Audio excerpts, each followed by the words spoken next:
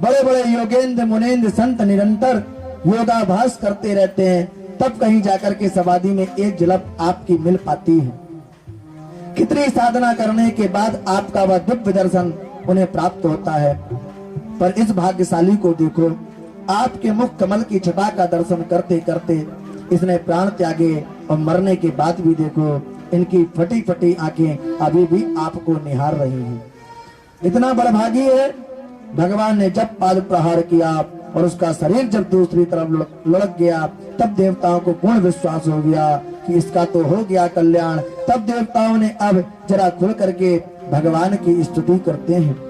देवता कहते हैं, प्रभु हम आपके श्री चरणों में बारंबार प्रणाम करते हैं। बड़े सौभाग्य की बात है जो इस दुष्ट का आपने दमन कर दिया। इसके डर के मारे हम अपना घर द्वार छोड़ करके गिरी कंदराओं में भागते फिर रहे थे, अतः इसे मार करके आपने हम देवताओं पर बड़ा भारी अनुग्रह किया है, बड़ा अनुग्रह किया है। आपकी जय हो, खूब प्रशंसा की। देवता बड़े होशियार हैं, किसी मामले में जोखिम लेते नहीं है। भगवान को प्रणाम किया, प्रभु अंतर ध्यान हो गए। अब पृथ्वी पर सृष्टि का विस्तार मनु महाराज के द्वारा हुआ। बोलिए मनु महाराज की जय, भक्त और भगवान की जय, भक्त वत्सल भगवान की जय। आइए एक छोटा सा भजन श्रवण करते हैं, तदुपरांत कपिलोत्थान की ओर हम सभी चलेंगे और कथा को श्रवण करेंगे।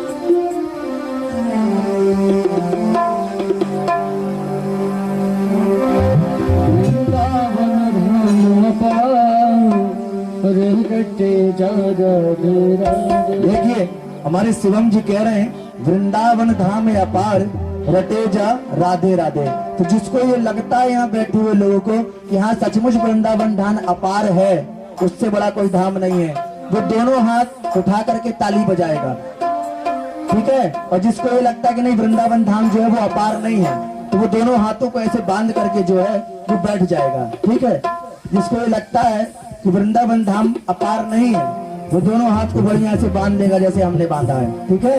और जिसको ये लगता है कि वृंदावन धाम सचमुच अपार है, तो दोनों हाथों से ताली सेवा करते हुए मस्ती में झूमते हुए आनंद के साथ। आपको मालूम है जो भगवान के सामने ताली बजा लेता है, भगवान के सामने नृत्य कर लेता है, उसको दुनिया वालों के सामने और संसार के सामने ताली नहीं बजाना पड़ता और नाचना नहीं पड़ता है। और जो भगवान के सामने नहीं नाचता है ना, वो संसार में सबके सामने उसको नाचना पड़ता है।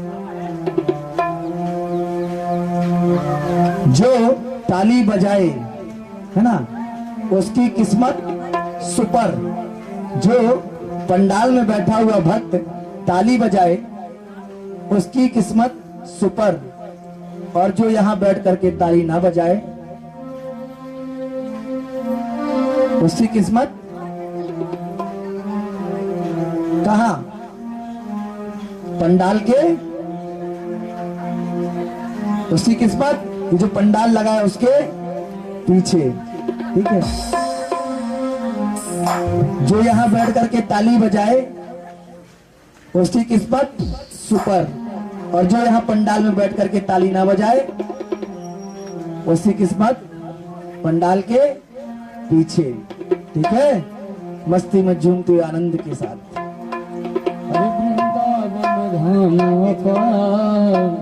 रे रटे जा राधे राधे, वृंदावन धाम अपार रटे जा राधे राधे, वृंदावन धाम अपार रटे जा राधे राधे, वृंदावन धाम अपार रटे जा राधे राधे, रटे जा राधे राधे, रटे जा राधे राधे, रटे जा राधे राधे, रटे जा राधे राधे, वृंदावन धाम अपार रटे जा राधे राधे, वृंदावन धाम अपार रटे जा राधे राधे।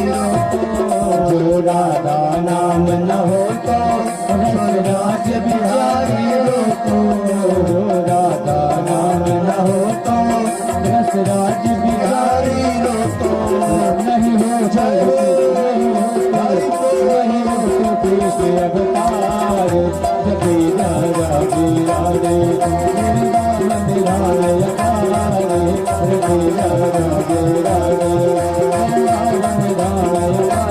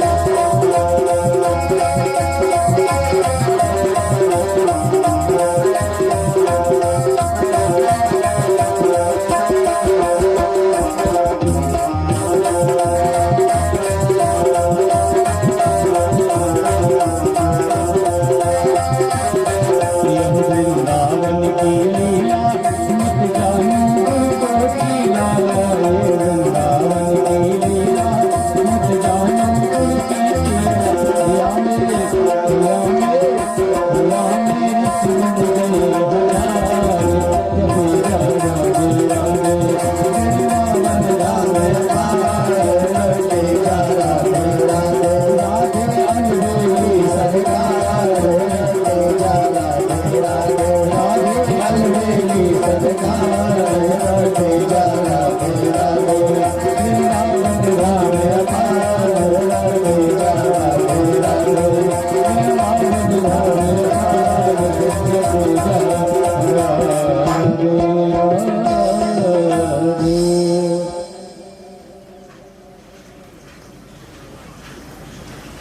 बोलो राधा रानी सरकार की, वृंदावन बिहारी लाल की जय जय श्री राधे श्याम।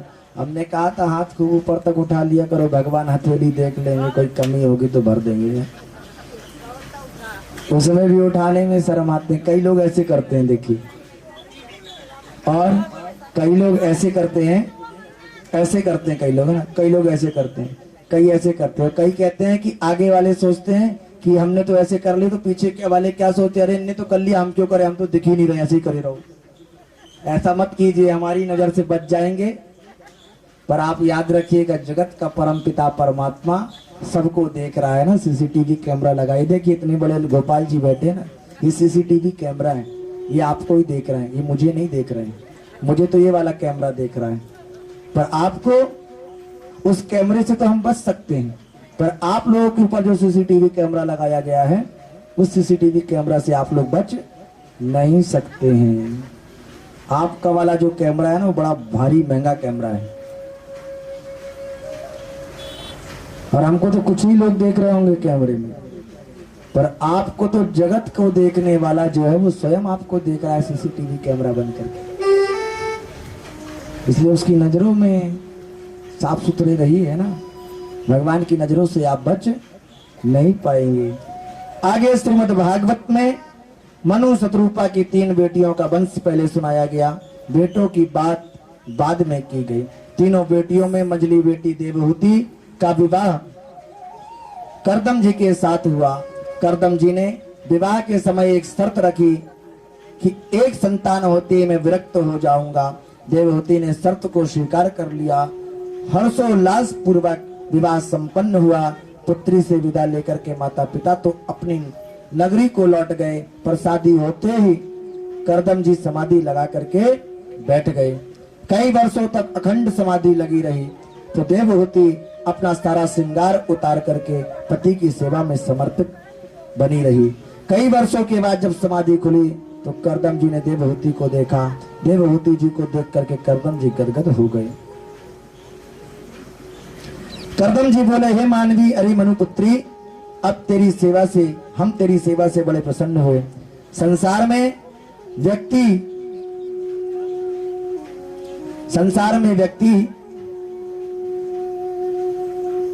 को अपना शरीर सबसे ज्यादा प्यारा लगता है, पर तुमने तो मेरी सेवा के लिए अपने शरीर का भी कोई ध्यान नहीं रखा। देवी बोली, बोलो क्या चाहती हो? कहते हैं देवी बोलो क्या चाहती हो? देवहूति ने कहा, महाराज आप मेरे पति परमेश्वर हैं, आपको प्रसन्न रखना ही मेरा परम धर्म है। फिर भी आप कुछ देना चाहते हो तो हम सदगृहस्थ बने हैं, हमारी एक संतान होनी चाहिए और मुझे कुछ नहीं चाहिए। करदम जी प्रसन्न हो गए और तुरंत हाथ में जल लिया और संकल्प करके जैसे ही जल छोड़ा कि एक अद्भुत विमान बन करके तैयार हो गया। और विमान कैसा कि जो संकल्प के द्वारा ही चलता है, डीजल पेट्रोल का कोई झंझट नहीं है। काम ना करो कि अमुक स्थान चलो, बस संकल्प किया और विमान उड़ करके चल दिया। ऐसा अद्भुत विमान आज तक तो कोई वैज्ञानिक भी नहीं बना सका, लेकिन एक महात्मा ने संकल्प मात्र से तैयार कर दिया। देवहूति को तो उस विमान में बैठने में घबराहट हो गई। शरीर बहुत गंदा हो चुका था, महीनों से ठीक से व्यवस्थित स्नान तक नहीं किया था, शरीर पर कोई लेपन नहीं किया। करदम जी समझे, करदम जी बोले जाओ देवी पहले सरोवर में स्नान करो। और जो ही सरोवर की ओर बढ़ी कि 1000 कन्याएं सरोवर में प्रकट हो गईं, जिन्होंने उपटन लगा करके देवहूति का स्नान करवा करके श्रृंगार किया। अप्सराओं जैसा दिव्य देह चमकने लगा।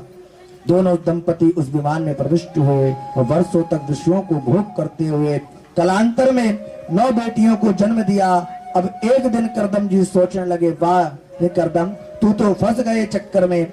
शादी के पहले सोच रहे थे कि एक संतान होते ही बाबा बन जाएंगे, और आज देखो 9 संतानें हो गई। चलो अब भी कुछ नहीं बिगड़ा, कि सकलो नहीं तो दुनियादारी तो बढ़ती ही जाएगी। तुरंत करदम जी खड़े होकर के चल दिए। देवहूति ने चरण पकड़ लिए, कहा जा रहे हो महाराज? करदम जी बोले वचन याद कर लो देवी, एक की जगह 9 संतानें हो गई और हमने कहा था कि एक हो जाएगी तो हम बाबा बन जाएंगे, अब मैं टिकने वाला नहीं। देवहूति ने कहा महाराज ये 9 बेटियां हैं, शादी के बाद जब ये ससुराल चली जाएंगी तो बुढ़ापे में मेरा अवलंब क्या होगा? करदम जी को तुरंत याद आ गया, अरे मेरे प्रभु मुझसे बोले थे कि करदम तुम विवाह करो तो मैं तुम्हारा बेटा बनूंगा और प्रभु मेरे बेटे बनेंगे। इसी प्रभुलन से मैंने तो विवाह किया था। ये प्रभु ने मुझे वचन दिया है कि मैं तुम्हारा बेटा बनूंगा। भगवान का वचन मिथ्या नहीं हो सकता। भगवान घर में ही यदि बेटा बन करके आने वाले हैं तो मैं जंगल में जाकर के क्या करूंगा?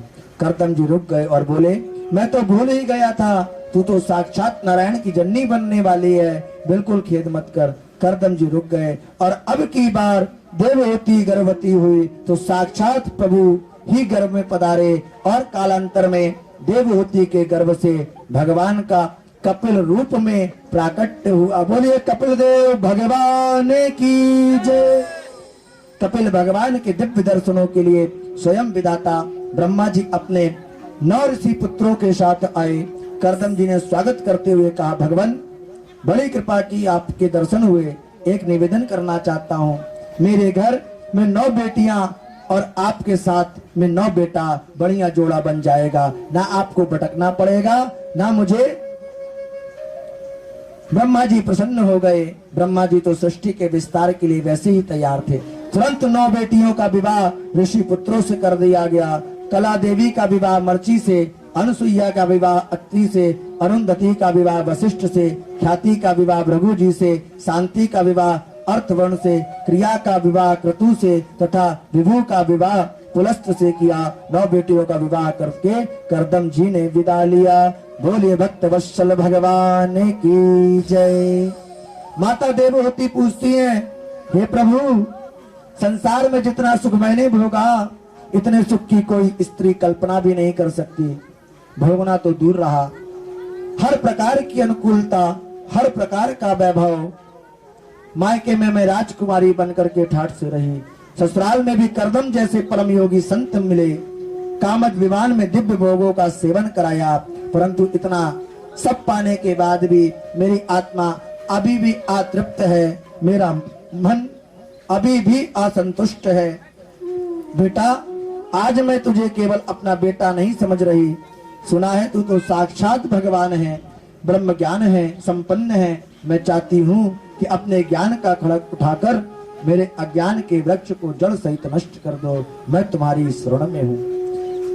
कपिल भगवान ने माता की यूं कहने पर कपिल भगवान ने 8 अध्यायों में बड़ा ही अद्भुत सांख्य योग का उपदेश दिया। इन 8 अध्यायों को कपिला अष्टधाई कहते हैं। कपिल भगवान कहते हैं माँ संसार में चाहे जितने विषय जीव को प्राप्त हो जाएं, कितना भी विषयों का भोग कर ले, पर वास्तविक तृप्ति इसे नहीं मिल सकती। इंद्रियों का तर्पण है विषय, और आत्मा तो अतृप्त ही रह जाती है, और विषय तो स्वयं अपूर्ण है। उन्हें पाकर के हम पूर्ण कैसे हो जाएंगे? जीवन में परिपूर्णता तो तभी आएगी जब परिपूर्ण से जुड़ोगे, और परिपूर्ण तो केवल परम पिता परमात्मा है, और कोई भी पूर्ण नहीं है। और सब में सिया राम मैं सब जग जानी, करहु प्रणाम जोर जुग पानी। कपिल भगवान कहते हैं, माँ ऐसे संतों के संग में रहने से, उन संतों के बीच में बैठने से, गुरु ब्राह्मणों के बीच में बैठने से, कथा सुनने से जो ज्ञान प्राप्त होता है प्रभु की भक्ति का, वो और किसी में प्राप्त होने वाला नहीं है। माता देवहूति कहती है, प्रश्न करती है, बेटा तुम कहते हो भक्ति करो, भक्त कितने प्रकार के होते हैं? कपिल भगवान बोले, माँ जो भगवान को केवल मंदिर की मूर्ति में ही सीमित रखता है वह प्राकृत भक्त है, साधारण भक्त है। पर जितना भगवान का दर्शन मंदिर की मूर्ति में कर रहा है, वैसे ही दर्शन चलते फिरते संतों में भी होने लगे तो वह मध्य कोटि का भक्त है। परंतु प्रत्येक व्यक्ति में, प्रत्येक शरीरधारी के अंदर भी उसी शक्ति का, उसी परमपिता का परमात्मा अगर होने लगे तो वह सबसे उत्तम कोटि का, उत्तम कोटि का भक्त है, जो सभी शरीरधारियों में सब परमपिता परमात्मा को देखता है। कपिल भगवान कहते हैं, मैं समस्त देहधारियों के मध्य विराजमान हूं। मुझ नारायण के किसी भी प्राणी से द्रोह करने का मतलब मुझ परमात्मा से द्रोह करना है। उसके मन को कैसे शांति मिल सकती है जो किसी का द्रोह कर रहा हो? वह कभी शांति को प्राप्त नहीं कर पाता। पर एक चौथा भक्त भी बतलाया है, जो दिन रात भगवान को सब में देखता हुआ प्रभु का चिंतन तो करता है, उपासना भी खूब करता है, परंतु प्रभु से कभी कुछ मांगता नहीं है। और ऐसा ही भक्त अपन को बनना है। भक्तों, वह निष्कामी भक्त होता है, जिसकी कोई कामना परमात्मा से नहीं होती है। दिन भर परम पिता परमात्मा को बसता रहता है, उठते जागते सोते चलते फिरते दिन भर परमात्मा को याद करता है, पर परमात्मा से कभी कुछ मांगता नहीं है। और वही वाला भक्त, चौथी कैटेगरी का भक्त जो है, वही अपन को बनना है, निष्कामी भक्त बनना। हमारी कोई कामना नहीं है प्रभु की हमें कुछ चाहिए ना, आपका दिया हुआ सब कुछ है हमारे पास, हमें और कुछ नहीं चाहिए। जिसके पास आप स्वयं हो उसे किसी चीज की क्या कमी हो सकती है? प्रभु भगवान कहते हैं, जो निरपेक्ष है, किसी से कोई अपेक्षा नहीं रखता, केवल मेरे भजन में ही मस्त रहता है, प्रारब्ध अनुसार जो मिल जाता है उसी को स्वीकार करता है। मैं ऐसे भक्तों के पीछे, भगवान कह रहे हैं कि जो निष्कामी भक्त होता है, ऐसे भक्तों के पीछे परमात्मा स्वयं भागते हैं, ताकि उसके चलने से जो धूल उड़े उसी धूल से अभिव्यक्त होकर के अपने को पावन कर पाऊं। उसके चरणों की रेणु से मैं अपने को पावन करता हूं। इतनी महिमा भक्तों की भगवान ने गाई। कपिल भगवान कहते हैं, माता जी जो हरि का भजन ना करके संसार के विषयों में ही लगे रहते हैं, ऐसे विषयासक्त संसारी जीव को लेने के लिए यमदूत आते हैं। ये संसार का एक दुखालय है जिसमें आप और हम फंसे हुए हैं। कपिल भगवान कहते हैं, माता मेरी माया का पराक्रम देखो कि बड़े बड़े ज्ञानियों को, ध्यानियों को अपनी वृत्ति टेढ़ी करने मात्र से संसार में डाल देती है। यही माया का चमत्कार है। भगवान नर नारायण ऋषि के अतिरिक्त कोई उस माया से नहीं बचा। जानते हैं, समझते हैं, देख भी रहे हैं, अनुभव भी कर रहे हैं, इसके बाद भी माया की प्रबलता कितनी विचित्र है कि फिर भी बच नहीं पा रहे हैं, संभल नहीं पा रहे हैं, बस 84 के चक्कर में फंसते ही जा रहे हैं। कपिल भगवान कहते हैं अपनी माँ से, माँ ये जीव जन्म मरण के चक्रव्यूह में ऐसे ही फंसा हुआ है कि पुनरपि जननम पुनरपि मरणम पुनरपि जननी जठरे शयनम। जब तक भगवान के पाद पद्मों का आश्रय नहीं लेगा तब तक ये चक्र छूटने वाला नहीं है। कपिल जी के पावन उपदेश से माँ देवहूति प्रसन्न हो गई और बोली, बेटा तेरे सारे उपदेश का तो सार मैंने एक ही निकाला है। माता देवहूति कहती हैं, यदि कोई चांडाल भी हो, कोई बड़े से बड़ा पापी भी हो, पर वह भी भगवान के नाम का आश्रय लिए लेता है। जिसकी वाणी में भगवान का स्मरण रहता है तो मेरे लिए तो वह चांडाल भी श्रेष्ठ होता है। जो नाम का आश्रय लेकर के अपना ही नहीं अपने कुटुंब का कल्याण करने में समर्थ हो जाएगा, दूसरी ओर भले ही कितना भी तपस्वी हो, तेजस्वी हो, ब्राह्मण ही क्यों ना हो, परंतु भगवत चरणारविंद से अगर विमुख हो जाएगा, मन को हटा लेगा, विमुख हो जाएगा, तो केवल ब्राह्मणत्व का अभिमान लिए बैठा रहेगा, तपस्या का अभिमान लिए बैठा रहेगा, कल्याण करने में समर्थ नहीं हो पाएगा। ऐसा कहकर के देवहूति ध्यान मग्न बैठ गई। माता देवहूति को प्रणाम करके कपिल भगवान चल पड़े। देवहूति माँ का देह तो प्रेम में पुलकित होकर के पिघल गया और माता देवहूति जल रूप में परिणित हो गई और कपिल भगवान आकर के सागर में विराजमान हो गए। सागर ने स्वागत किया। सागर के बीच आसन लगा करके कपिल भगवान बैठ गए, जिसे हम गंगा सागर कहते हैं। आज भी 14 जनवरी मकर संक्रांति के पावन पर्व पर सभी भक्त कपिल भगवान का दर्शन करने गंगा सागर जाते हैं। कपिल भगवान कहीं गए नहीं हैं, कपिल भगवान गंगा सागर में जाकर के विराजमान हो गए हैं। कपिल भगवान गंगा सागर में जाकर के विराजमान हो गए हैं। बोलिए कपिल देव भगवान की जय। आगे मनु कन्याओं का वर्णन है। मनु महाराज की बड़ी बेटी आकृति का विवाह रुचि प्रजापति के साथ पुत्रिका धर्म के साथ पुत्रिका धर्म का आश्रय लेकर के हुआ। इनके घर साक्षात भगवान यज्ञ नारायण प्रकट हुए। बोले यज्ञ नारायण भगवान की जय। यज्ञ नारायण भगवान का विवाह दक्षिणा नाम की कन्या से हुआ। तभी कहते हैं ना, यज्ञ कराओ दक्षिणा रोक लोगे तो वो यज्ञ पूर्ण होने वाला नहीं है। यज्ञ की पत्नी का नाम क्या है? क्या है? कोई एक जन बता दे यज्ञ की पत्नी का नाम क्या है, जिससे हमें लगे कि यहाँ कथा सुचारू रूप से चल रही। यज्ञ की पत्नी का नाम क्या है? क्या है यज्ञ की पत्नी का नाम? क्या है? दक्षिणा। क्या है? दक्षिणा। जो आप लोग यज्ञ करवाते हैं फिर ब्राह्मण को दक्षिणा देते हैं ना, यज्ञ की पत्नी का नाम दक्षिणा। इसलिए बिना दक्षिणा दिए भी यज्ञ जो है वो अपूर्ण माना जाता है।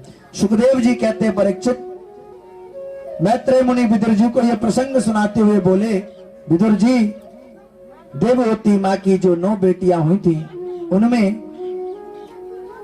अनुसुईया का विवाह अत्रि मुनि से हुआ।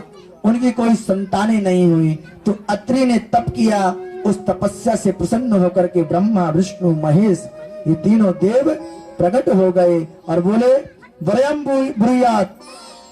अत्रि मुनि ने हाथ जोड़ करके कहा, भगवान, मैंने तो एक को पुकारा था, मेरे सामने तो 3-3 खड़े नजर आ रहे हैं। भगवान मुस्कुरा करके बोले, हम देखने में 3 हैं पर वस्तुतः 3 नहीं, हम एक ही समझिए। बोलो तुम्हें क्या चाहिए? अत्रि बोले, महाराज, मैं तो संतान की कामना चाहता हूं। तो तीनों ने ही तथास्तु कहकर के आशीर्वाद दे दिया। फलस्वरूप तीनों ही बेटे बन करके आए।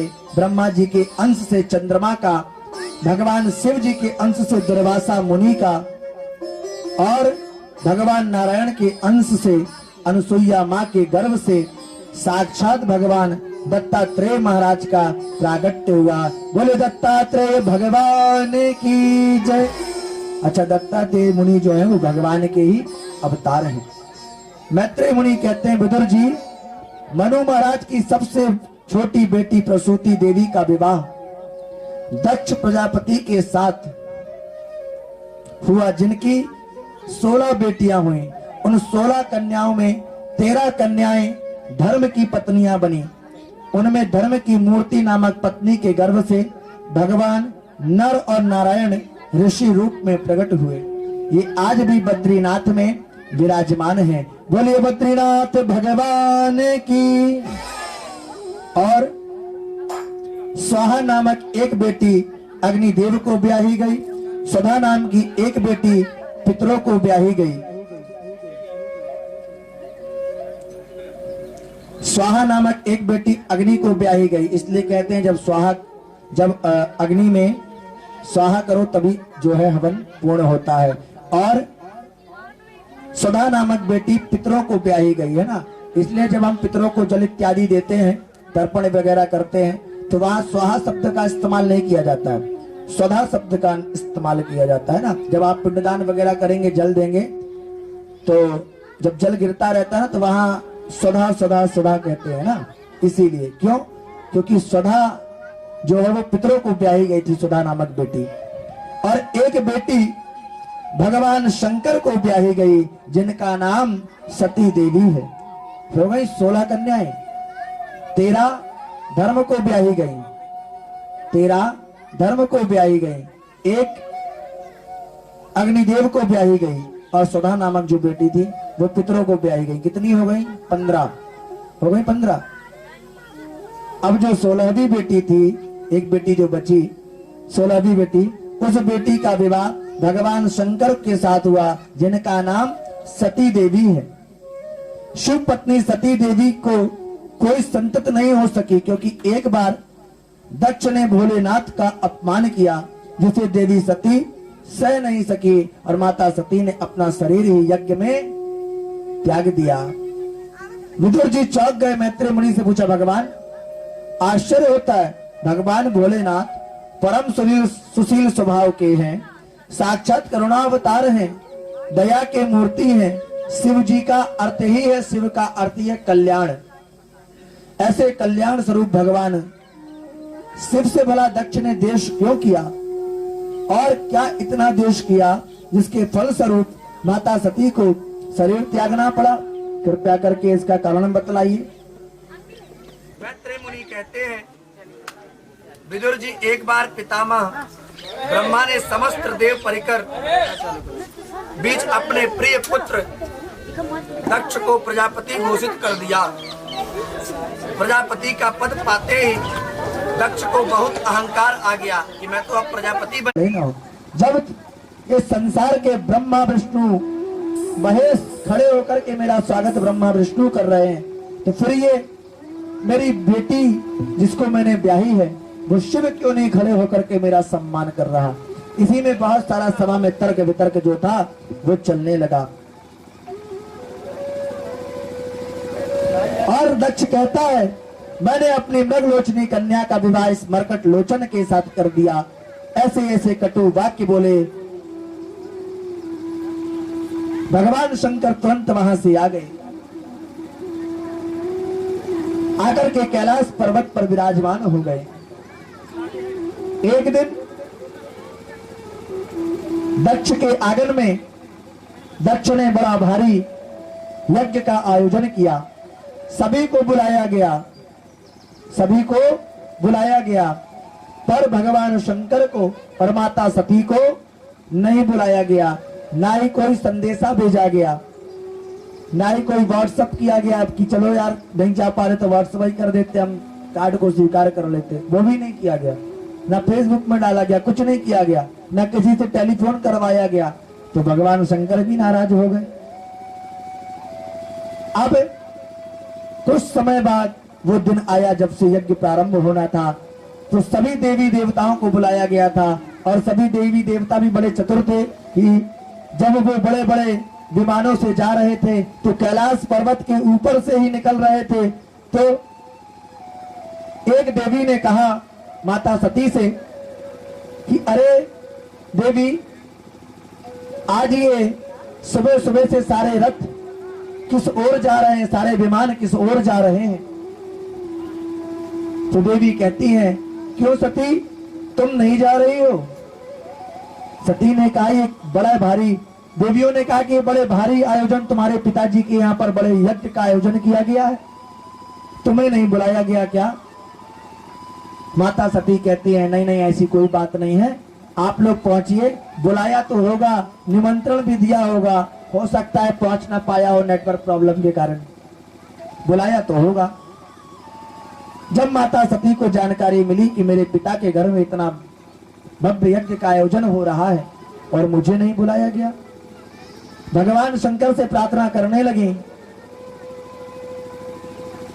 कि प्रभु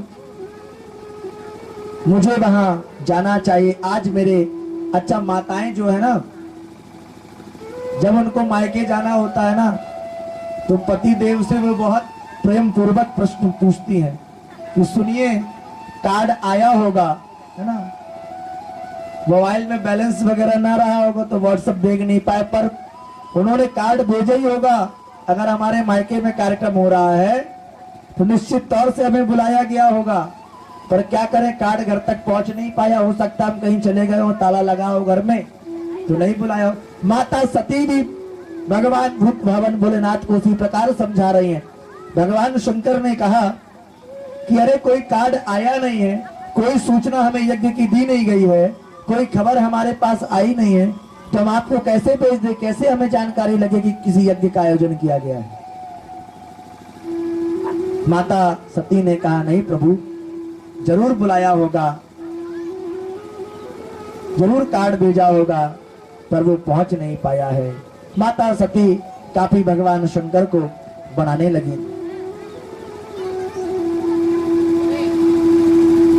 बहुत समझा रही हैं कि मुझे जाने दीजिए, मुझे जाने दीजिए। बहुत समझाया, पर माता पार्वती जी, माता सती जो हैं वो नहीं मानी और चल दी। जैसे ही जानने लगी तो भगवान शंकर ने रोकने का भी बहुत प्रयास किया कि जहां पर सम्मान सहित बुलाया ना जाए, आदर सहित बुलाया ना जाए, उस जगह पर जाना नहीं चाहिए। हरि हर निंदा सुनहि जो काना, हो ये पाप गौ घात समाना। आप निंदा की है। नंदी भगवान भी कहते हैं कि स्वामी, आपकी निंदा सुनने वाले को गौघात का पाप लगता है।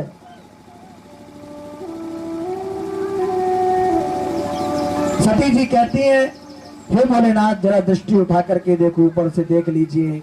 भोलेनाथ ने कहा, वो तो मैं सवेरे से देख रहा हूं कि बड़े बड़े विमान जा रहे हैं। बहुत समझाया माता सती ने, पर भोलेनाथ नहीं माने। माता सती कह रही है कि मेरे पिताजी के द्वारा इतना बड़ा यज्ञ हो रहा है, तो मेरा मन भी हो रहा है जाने का और मुझे जाना चाहिए। भोलेनाथ हंस करके बोले, देवी तो क्या ससुराल से हमारे लिए कोई निमंत्रण नहीं आया था क्या? सती ने कहा, महाराज आया तो नहीं, पर भेजा जरूर होगा, कभी कभी डाक गड़बड़ा जाता है। बहुत समझाया। माता सती ने कहा कि जाने दीजिए, वहां पर सभी बहनें, माताएं, पिता सभी से मुलाकात होगी, सभी लोग आएंगे, सबसे मिलने का, सबको देखने का बहुत मन हो रहा है। आप भी सबसे मिलोगे तो कितना आनंद आएगा। भोलेनाथ देवी सती की उत्कंठा को जान गए कि इसके मन में मायके जाने की प्रबल इच्छा है, तो हंस करके बोली, देवी आने जाने में तो हमें कोई आपत्ति नहीं, चले चलते। तुम्हारा कहना भी बिल्कुल उचित है कि ऐसे अवसरों पर स्नेही जनों से भेंट होती है, सबसे मिलना जुलना होता है, परंतु जाने आने में आनंद तब आता है कि हम जाएं और हमें देखते ही लोग गदगद हो जाएं तथा उन्हें देख करके हम गदगद हो जाएं। ऐसी जगह पर जाने से क्या फायदा कि हम बिना न्योता के प्रेम के साथ प्रेमियों से मिलने जा रहे हैं और हम वहीं हमें देख करके मुंह लटका करके कोई बैठ जाए, हमें देख करके उन्हें आग लग जाए, उन्हें देख करके हमारा हृदय जल जाए। ऐसे स्थान पर सोना भी बरस रहा हो तो कभी जाना नहीं चाहिए। आवत ही हर से नहीं, नैनन नहीं स्नेह, तुलसी तहाँ न जाइए, चाहे कंचन बरसे में। शिव जी कहते हैं, देवी वहां कुछ भी हो रहा हो, हम जाने वाले नहीं है। सती ने खूब समझाया। सती ने कहा, आपने यहाँ बैठे बैठे कैसे सोच लिया कि हम जाएंगे, हमें देख करके वह प्रसन्न नहीं होंगे? अरे यदि हम पहुंचे तो पिताजी तो कान पकड़ करके माफी मांगने लगेंगे कि बेटी मैं पत्र देना भूल गया। क्या बड़े करें, बड़े बड़े कार्यक्रमों में कभी कभी बड़े खास से खास निकटतम लोग भी छूट जाते हैं, पर ये गलती अनजाने में हो जाती है। आप चलिए तो सही। अब भोलेनाथ को आज वह प्रसंग सुनना ही पड़ा। भगवान तो अब तक सती जी से छुपाए बैठे थे उस प्रसंग को, भोलेनाथ ने पूरा प्रसंग सुना दिया। जब विस्तार से सुनाते हुए कहा कि देवी, उस दिन तुम्हारे पिता के स्वागत समारोह में हम तनिक खड़े नहीं हुए, इससे हमारा उद्देश्य उनका कोई अपमान करने का नहीं था। हमने तो सर्वभूत हृदय भगवान वसुदेव के चरणों में प्रणाम करते दक्ष को भी प्रणाम किया था, पर मेरी भावना को समझे बिना दक्ष ने अपना अपमान मान लिया। देहाभिमानी देह को महत्व देता है, मैं खड़ा नहीं हुआ। इस बात को लेकर के वह अपना अपमान मान लिया। देहाभिमानी देह को महत्व देता है, मैं खड़ा नहीं हुआ। इस बात को लेकर के वह अपमान अनुभव करने लगे और पूरी सभा के बीच में हजारों गालियां मुझे सुनाई। एक बात कहूं कि देवी सती, कोई बाढ़ मार दे, बाढ़ का घाव होता है, पीड़ा भी बहुत होती है, परंतु औषधि के बल से घाव भी ठीक हो जाता है, पीड़ा भी दर्द भी सब ठीक हो जाता है। परंतु कोई अपना प्रेमी, अपना स्नेही जन के द्वारा जो वाणी का घाव हृदय पर लगता है, वह घाव कभी जीवन में ठीक नहीं होता है। जब जब उस वचन को याद करो, उतनी ही पीड़ादायक होता है, वह घाव कभी ठीक नहीं होता है। भोलेनाथ ने बहुत बार समझाया, समझाकर भी जब देख लिया कि सती मान नहीं रही है, तो भोलेनाथ ने कहा, देवी अब जो तुम्हें अच्छा लगता हो सो करो। और भोलेनाथ तो आंख बंद करके बैठ गए। भगवती सती बोली, महाराज मैं तो जा रही हूँ। भोलेनाथ कुछ बोले ही नहीं, फिर भी नहीं बोले तो माता सती जी प्रणाम करके चल पड़े। सती जी चलते चलते सोचती जा रही हैं कि हे भगवान, कहीं भोलेनाथ नाराज तो नहीं हो जाएंगे, कहीं असंतुष्ट तो नहीं। अच्छा दोबारा कोशिश करती हूँ, पुनः लौट करके आती। मेरे भोलेनाथ तो आशुतोष हैं, बहुत जल्दी खुश हो जाते हैं। दोबारा प्रयत्न किया तो शायद प्रसन्न हो जाएंगे। तो बहुत दूर तक जाने के बाद फिर माता सती लौट कर आती हैं, फिर चरण दबाने लगती हैं शिव जी के और फिर अनुमति मांगने लगती हैं, पर कोई उत्तर भोलेनाथ की ओर से नहीं मिलता। तो फिर निकल जाती हैं, सती जी जाने लगती हैं। तो भोले बाबा धीरे से आंख खोल करके देखने लगते हैं कि क्या सचमुच चली गई। और सती जी को जब वापस अपनी ओर आते देखते हैं तो आंख बंद करके फिर बैठ जाते हैं। सती जी दुविधा में फंसी हैं, पिताजी की याद आती है, यज्ञ महोत्सव का दृश्य आंखों में नाचता है तो भागने लगती हैं, और भोले बाबा का ध्यान आता है तो लौट पड़ती हैं। कभी बाहर कभी भीतर, निर्णय ही नहीं ले पा रही हैं, क्या करूं। अंत में निर्णय ले ही लिया कि कुछ भी हो यज्ञ में जाऊंगी। ऐसे यज्ञ में कोई नित्य थोड़े ही होते हैं और सबसे मिलजुल करके बाद में आकर के अपने भोले बाबा को भी मना लूंगी।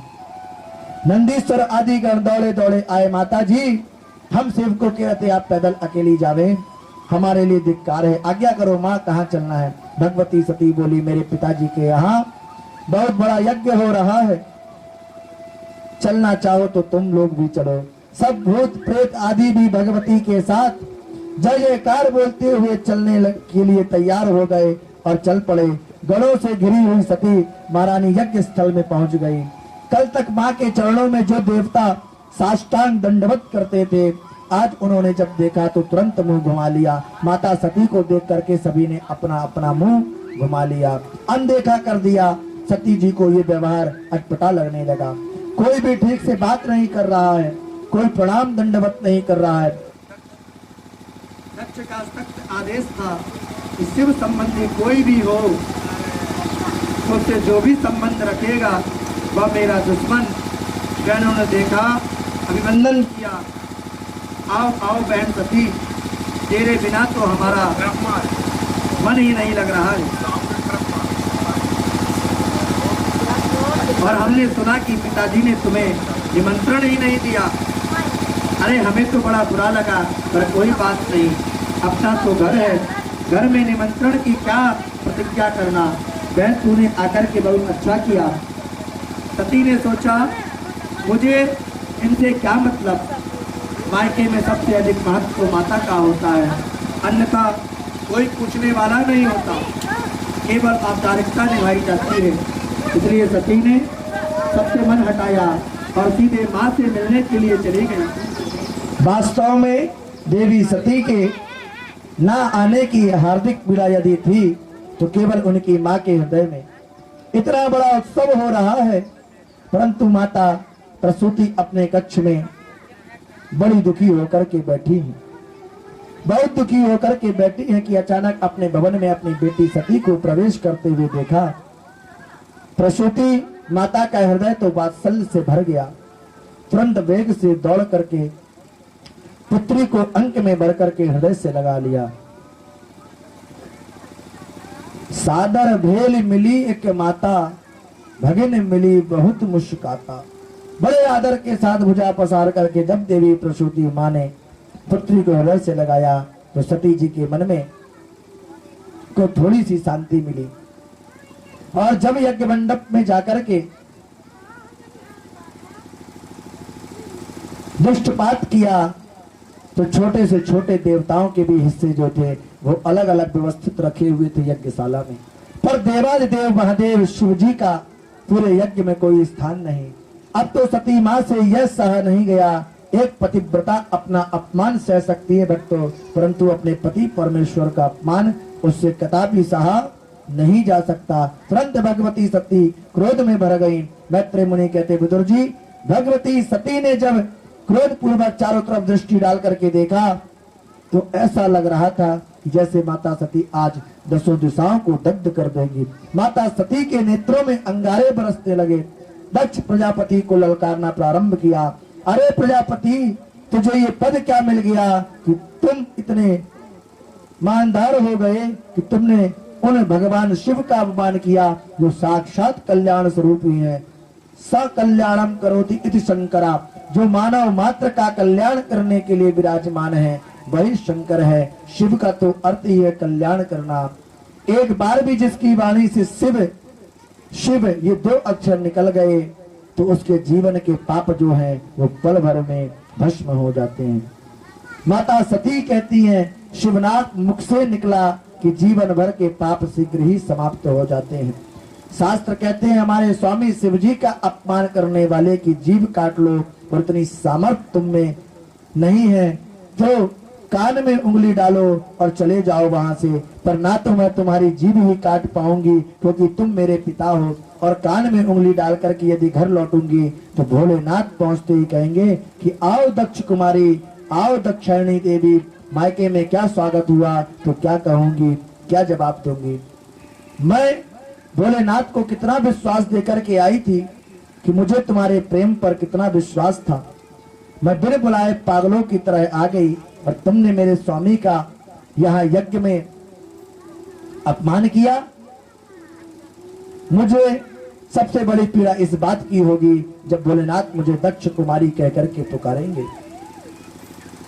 शिवद्रोही की बेटी मुझसे कोई कहे ये मैं कभी नहीं सह सकती। मुझे जीवन में आज पहली बार पता चला कि मेरा जन्म एक शिवद्रोही के द्वारा हुआ, जो मेरे प्राण धन है, जीवन धन है, जीवन सर्वस्व है, उनकी मैं अर्धांगिनी हूँ और मेरा जन्म उनके द्रोही के द्वारा हुआ। इस शरीर में शिवद्रोही का रक्त है, इसलिए अभी ये शरीर में स्वीकार नहीं करूंगी। पर क्या करें, जब तक शरीर है तब तक ये संबंध तो स्वीकारना ही पड़ेगा।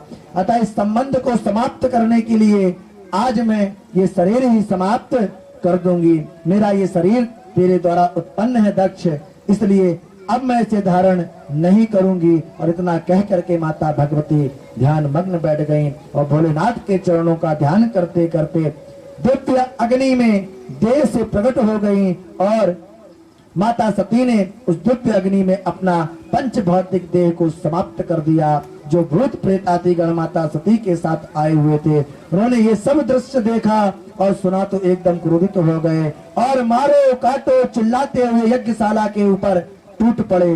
जैसे ही भूत प्रेतों के आक्रमण को देखा तो यज्ञाचार्य भृगु जी ने दिव्य शक्तियों को प्रकट कर दिया। इन शक्तियों ने भूत प्रेतों को मार पीट करके वहां से भगा दिया। इधर नारद जी ने भोलेनाथ को पूरा विस्तार से समाचार सुना दिया। अनेक प्रकार के आयु चमचमाती आंखें और बड़े बड़े विशाल केस, लग रहा था जैसे मूर्तिमान काल खड़ा हो गया हो। भगवान भोलेनाथ ने जब ये सब समाचार सुना तो भगवान भोलेनाथ ने अपनी जटा उखाड़ करके पटक दी और देखते ही देखते भगवान भोलेनाथ की जटा से बड़ा ही एक विकराल महापुरुष प्रकट हो गया। अनेक प्रकार के आयुध, चमचमाती आंखें और बड़े विशाल केश, लग रहा था जैसे मूर्तिमान काल खड़ा हो गया हो। हाथ में एक बड़ा विशाल त्रिशूल धारण किए एक वीर पुरुष हाथ जोड़ करके बोला, हे भोलेनाथ, मुझे आज्ञा क्या है? भोलेनाथ ने कहा, भव वीर ते भद्रम, हे वीर तेरा कल्याण हो, और उसी का नाम हो गया वीरभद्र। बोले वीरभद्र भगवान की। भोलेनाथ ने आदेश दिया, दक्ष यज्ञस्य जहि, जाओ यज्ञ दक्ष के को यज्ञ सहित समाप्त कर दो। अब तो वीरभद्र वेग से दौड़ा, जो भूत प्रेत आदि यज्ञ से पराजित होकर के पिट करके आ रहे थे। उन्होंने जब वीरभद्र को देखा तो उन्हें भी बड़ा जोश आ गया और सभी लोग जो थे वो दक्ष के यज्ञ की ओर भागने लगे। जिसकी पकड़ में जो आ गया उसी का धर पकड़ा। भृगु मुनि उठ करके भागे तो मणिमान नाम के गर्भ जी को दबोचा। वीरभद्र ने दौड़ करके प्रजापति दक्ष को पकड़ लिया। किसी ने पूषा को, किसी ने भग को, सबको पकड़ करके कहा, भाई कहाँ भाग रहे हो? यज्ञ में भाग लिया है तो अपना भाग लेकर के भागिए, खाली हाथ मत जाइए। सबको पकड़ करके बांधना प्रारंभ कर दिया। वीरभद्र ने आदेश दिया, पूरा यज्ञ तहस नहस कर दो, सब बराबर हो जाएंगे। सभी शिवगण यज्ञशाला पर टूट पड़े। बल्लियां उखाड़ करके पटकने लगे। कुछ भंडारे में घुस गए तो रायते के कुंड में हर हर महादेव की डुबकी मार करके नहाने लगे। सब भंडारा चौपट कर दिया, सारी बल्लियां उखाड़ करके यज्ञ तहस नहस कर दिया। अंत में सबको बंदी बना करके खड़े किए हुए उन भूतों से वीरभद्र ने पूछा कि अब बताइए उन्हें क्या दंड दिया जाए? भूत प्रेतादि बोले, महाराज ये सफेद दाढ़ी वाले बाबा भृगु मुनि जो खड़े हैं उन्होंने हमारी बहुत पिटाई करी। हम पिट रहे थे तो ये बाबा दाढ़ी पर हाथ घुमा करके बड़े प्रसन्न हो रहे थे। इतना सुनते हुए वीरभद्र को क्रोध आ गया और भृगु मुनि की दाढ़ी मूछ दोनों पकड़ करके एक झटके में सारे बाल नोच डाले और दाढ़ी उखाड़ करके भृगु जी को थमा दी। शिवगणों ने कहा, महाराज ये जो पूषा देवता खड़े हैं, जब हम पिट रहे थे तो हमारी तरफ ही करके खूब बत्ती सी दिखा रहे थे। सुनते वीरभद्र ने एक मुक्का जोर से मुंह में मारा कि सारी बत्ती सी टूट करके बाहर गिरी। पूरा बेदाती हो गया बेचारा, एक भी दांत मुंह में नहीं रहा। शिवगणों ने कहा, प्रभु ये जो भग देवता खड़े हैं, हम पिट रहे थे तो हमारी तरफ आंखें मटका मटका करके खूब हंस रहे थे। तो वीरभद्र ने भग देवता की दोनों आंखें दोनों उंगली डाल करके बाहर निकाल ली। इस प्रकार से जितने देवता सम्मिलित हुए थे सबका अंग प्रत्यंग विहीन करके देवताओं को तो भगा दिया। परंतु जब दक्ष प्रजापति की बारी आई तो उठा करके पटका और भोले बाबा का ध्यान करके दक्ष का सिर उखाड़ करके हवन कुंड में ही स्वाहा कर दिया। और भोलेनाथ की जय जयकार करते हुए सब शिवगण लौट आए। परंतु जो देवता खंडित हो गए थे वह रोते रोते ब्रह्मा जी की शरण में गए। सबने अपनी अपनी दुर्दशा सुनाई। ब्रह्मा जी हंसने लगे, अरे देवताओं, बिना विचारे जो करे सो पाछे पछताए। उस यज्ञ में भाग तो हमें भी परोसा गया था, हम तो नहीं गए। जहां भगवान शिव का अपमान होगा वहां हम कैसे जा सकते हैं? भगवान नारायण का भी भाग था पर भगवान नारायण भी नहीं गए। तो जब हम तीनों ही नहीं गए तो तुम क्यों चले गए? तुमने विचार क्यों नहीं किया? तुमने शिव का अपराध किया है, अपमान किया है। उन्हीं की शरण में जाओ, वही ठीक करेंगे। और घबराओ मत, मैं तुम्हारे साथ चलता हूँ। भगवान भोलेनाथ क्षणे रुष्टा क्षणे तुष्टा, रुष्टा तुष्टा क्षणे क्षणे। जितनी जल्दी नाराज हो जाते हैं भोलेनाथ उतनी जल्दी प्रसन्न भी हो जाते हैं। क्यों? क्योंकि वो तो आशुतोष है, वो तो आशुतोष भगवान शंकर है। सब देवताओं को लेकर के ब्रह्मा जी पधारे। जैसे ही ब्रह्मा जी कैलाश पर्वत पर आए, जैसे ही भगवान शंकर ब्रह्मा जी कैलाश पर्वत पर आए तो देखा कि भोलेनाथ एक विशाल बरगद के नीचे विराजमान है। देवताओं ने दूर से भोलेनाथ के उस विचित्र वैराग्य स्वरूप का दर्शन किया।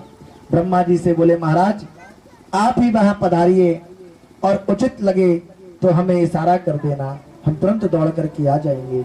उनके पास जाने का साहस नहीं होता, तो देव समाज को वहीं बैठा करके ब्रह्मा जी सबसे पहले शिव जी के पास पहुंचे। ब्रह्मा जी को देखते ही भोलेनाथ खड़े हो गए और ब्रह्मा जी को प्रणाम करके आदर के साथ आसन दिया और प्रणाम किया। हे यज्ञहंता भोलेनाथ, आज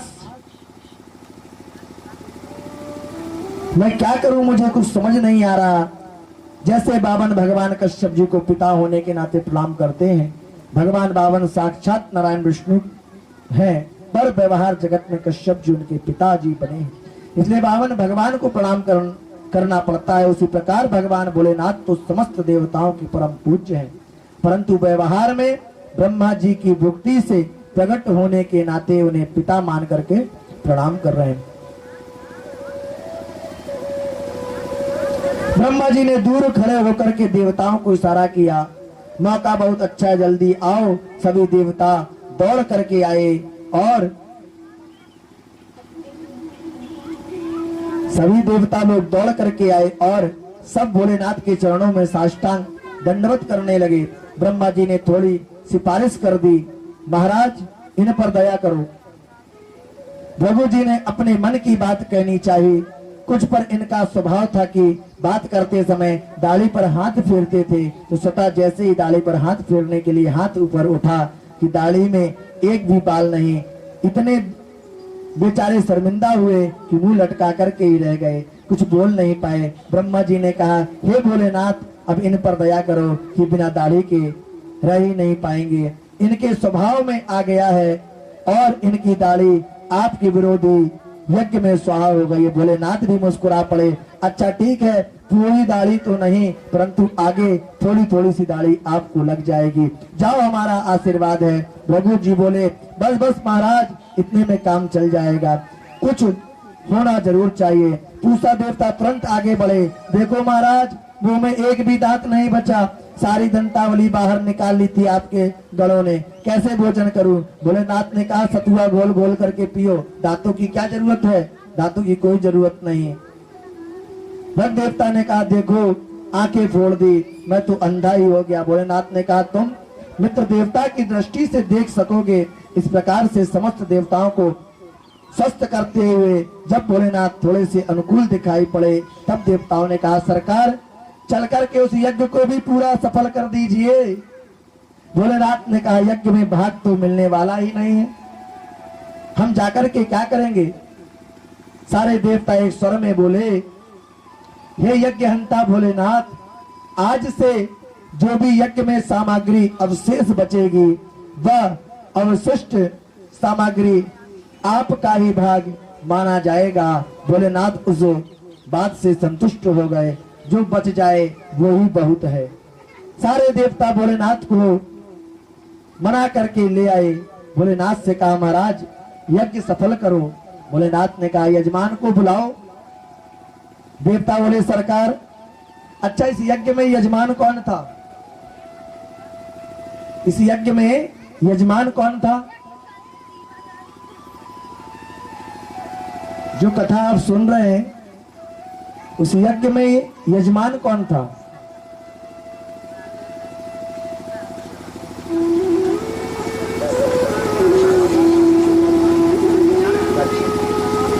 कौन था यजमान?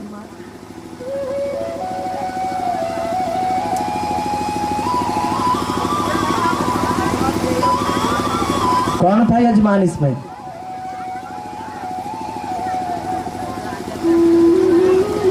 कौन था?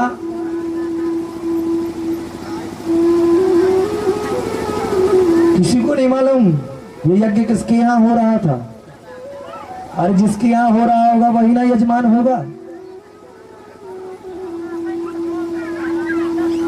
दक्ष, बहुत सुंदर सी तालियां एक बार बजा दीजिए माता जी के लिए। माता जी लग रहा है कि कथा बड़े ध्यान से सुन रही हैं, जिन्होंने ये उत्तर दिया है दक्ष है। और कल से विनोद भैया ये कुर्सियां एक भी नहीं लगाना, जो पुरुष वर्ग है एक भी उत्तर नहीं दे रहे, आते हैं कुर्सी में बढ़िया चकाचक बैठ जाते हैं, आराम फरमाते हैं। कथा सुनने आ रहे हैं कि आराम करने आ रहे हैं? कहाँ ध्यान है? पुनरपि जननम पुनरपि मरणम है। दोबारा महाराज कहीं कथा होगी तो सुन लेंगे। अरे पूरी कथा हमने यहाँ कर दी, अब आखिरी में यजमान की बात आई तो पूरी रामायण हो गई। अब हम पूछे राम और सीता कौन, तो बता ही नहीं पा रहे। अरे रामायण में राम और सीता ही का नाम आएगा ना। जब पूरे दक्ष की कथा चल रही है तो दक्षिणा यजमान होगा जिसके यहाँ कार्यक्रम हो रहा है। क्या होता है जब आप इन छोटे छोटे उत्तरों को भी नहीं दे पाते ना, तो हमको ऐसा लगता है कि शायद हमारे कथा सुनाने में कहीं कमी है, या हम कथा सही नहीं सुना पा रहे हैं आप लोगों को। और हम चाह लेंगे ना तो सारे पन्नों को पलटा करके सीधे सप्तम दिवस की कथा में ही पहुंच जाएंगे, आपको पता नहीं चल पाएगा। ब्राह्मण से बड़ा ज्ञानी ना कोई हुआ है तो ना हो पाएगा। जिस दिन चाह लेंगे ना ऐसा लगेगा कि आप लोग कथा नहीं सुन रहे हो, उस दिन पूरे पन्ने पलटा के सीधे सुदामा चरित्र में कथा ले जा लेंगे। हम पागल थोड़ी ना जो एक एक अध्याय आपको सुना रहे हैं, एक एक कथा सुना रहे हैं। अभी ध्रुव चरित्र है, प्रहलाद चरित्र है, अजामिल की कथा है। सीधे ले चलते हैं कल कृष्ण जन्म की ओर। हम इससे इतने विस्तार से बताने की हमको आवश्यकता नहीं है, सीधे बताते हैं। सती जी अग्नि में जल करके भस्म हो गई। भगवान शंकर ने आकर के वहां पर जब सभी देवताओं ने, ब्रह्मा विष्णु ने मनाया, भगवान शंकर प्रसन्न हो गए और माता पार्वती ने भगवान शंकर का ध्यान करके अग्नि में स्वाहा हुई थी। तो उनका पुनर्जन्म जब हुआ तो माता पार्वती के रूप में हुआ। बोली शंकर पार्वती भगवान की जय। इतना ही सुना दे, सब आता है हमको। 12 वर्ष हो गए कथा सुनाते हैं ना।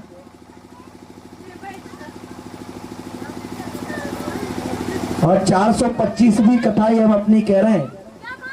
कौन सी कथा? 425वीं कथा हम ये कह रहे हैं सागर में। हम शॉर्ट भी कर सकते हैं कथा को, पर हम ये सोच रहे हैं कि ये कथा आपको समझ में आए, 7 दिनों के बाद आपस में कथा की चर्चा कर सके। हाँ भैया सेल्फी मत लो, हम कैमरा पीछे करवा देंगे, हैं? आ जाए सब लोग देख लें। सो तो रही है, कथा तो सुन नहीं रहे, फोटो ही खींचो इनकी। और क्या, ऐसा ना करो भैया। कौन था यजमान? जोर से बोलो ना, खाना नहीं खाए हो क्या? जोर से बोलिए। आप लोग भी बैठे जो कुर्सी में बैठे, जोर से बोलिए। कौन था यजमान? दक्ष प्रजापति। वैसे धर्म कर्म में एक बात बोले, शुरू से ही प्रमाण था कि धर्म कर्म में माताएं ही आगे थी। धर्म कर्म में माताएं शुरू से आगे थी। हमने ध्यान से कथा भी सुन रही है। अब आदरणीय विनोद जी, आप भी कथा को बहुत ध्यान से सुनिए कुछ क्षण। अब आपका नंबर है, मैं आपसे भी कुछ भी पूछ सकता हूँ, ठीक है? और आपके साथ ये जो मित्र मंडली पीछे बैठी है ना, इन लोगों से भी कुछ भी पूछ सकता हूँ। बड़े ध्यान से कथा सुनना, और इसी कथा से संबंधित जो कथा भी सुना रहा हूँ इसी से संबंधित पूछ सकता हूँ, ठीक है?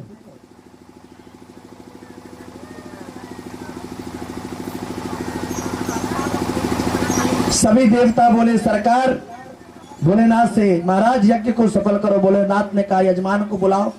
देवता बोले सरकार यजमान का धड़ तो ये पड़ा है, सिर स्वाहा हो गया है।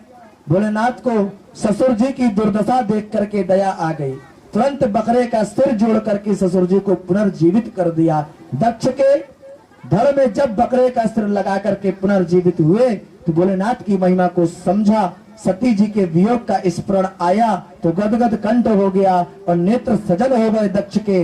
दक्ष ने भोलेनाथ के चरणों में प्रणाम करते हुए बड़ी सुंदर स्तुति की है। हे भोलेनाथ,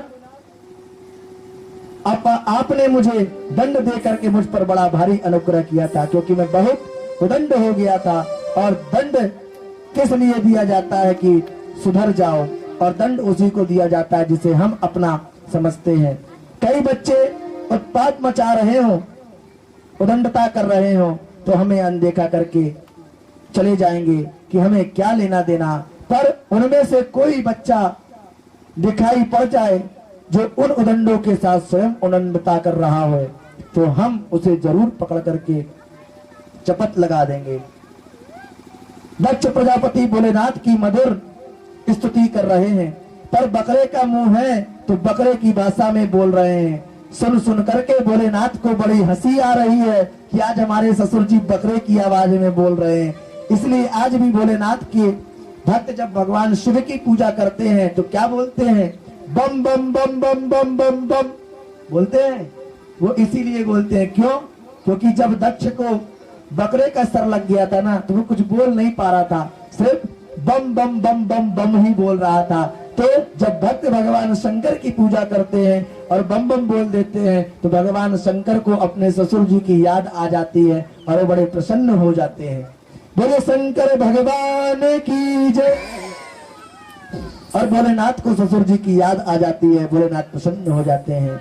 जहाँ भोले बाबा प्रसन्न हुए तत्क्षण उन सबके बीच में भगवान लक्ष्मी नारायण प्रकट हो गए और समस्त देवताओं ने क्रमशः भगवान नारायण की स्तुति की और सबसे अंत में ब्राह्मणों ने मिलकर के प्रभु की स्तुति की। आइए हम भी भगवान शंकर के गुणगानों को गाते हैं, तद उपरांत कथा में प्रवेश करते हैं। बोले शंकर भगवान की जय, सती मैया की जय। अरे बम लहरी बोलो बम लहरी। बम लहरी बोलो बम लहरी। शिव शिव बोलो बम लहरी। बम लहरी बम गाइए। अकड़ बम शिव लहरी, अकड़ बम शिव लहरी। बम लहरी बम गाइए। अकड़ बम शिव लहरी, अकड़ बम शिव लहरी। गंगा जी की धारा बोले, गंगा जी की धारा बोले। नदी का किनारा बोले। बम लहरी रे बोलो बम लहरी। गंगा जी की धारा बोले, गंगा जी की धारा बोले। नदी का किनारा बोले। बम लहरी रे बोलो बम लहरी। बम लहरी रे बोलो बम लहरी। बम लहरी बम शिव लहरी बम गाइए। अकड़ बम शिव लहरी, अकड़ बम शिव लहरी। अकड़ बम शिव लहरी, अकड़ बम शिव लहरी।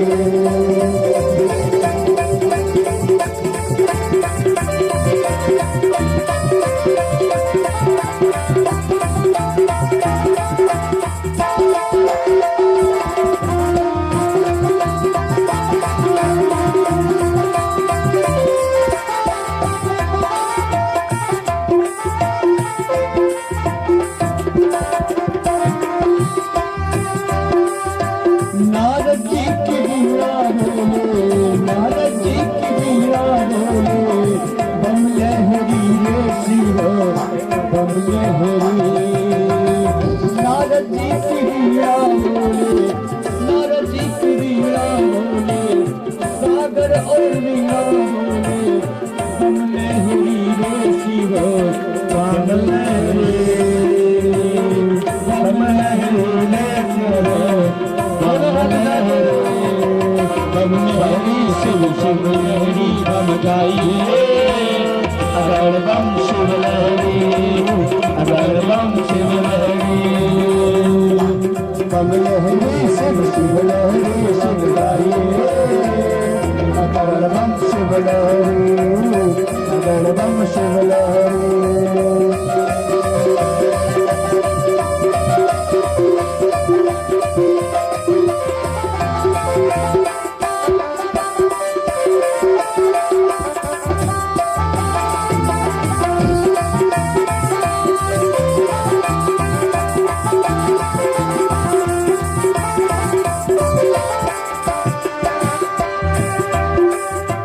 श्याम तेरी मुरली बोले, श्याम तेरी मुरली बोले। शब्दों में मिश्री भोले। श्याम तेरी मुरली बोले, शब्दों में मिश्री भोले। बम बम लहरी रे शिव बम लहरी रे शिव बम लहरी शिव शिव लहरी बम शिव लहरी बम गाइए अकड़ बम शिव लहरी अकड़ बम शिव लहरी अकड़ बम शिव लहरी अकड़ बम शिव लहरी बम लहरी शिव बम लहरी शिव गाइए अकड़ बम शिव लहरी अकड़ बम शिव लहरी।